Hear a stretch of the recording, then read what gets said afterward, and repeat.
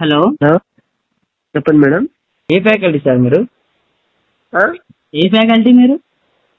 Hello hello మీరు ఒక subject teacher కదా మీరు? సార్ ఏ సబ్జెక్టు? Physics sir. చెప్పండి సార్.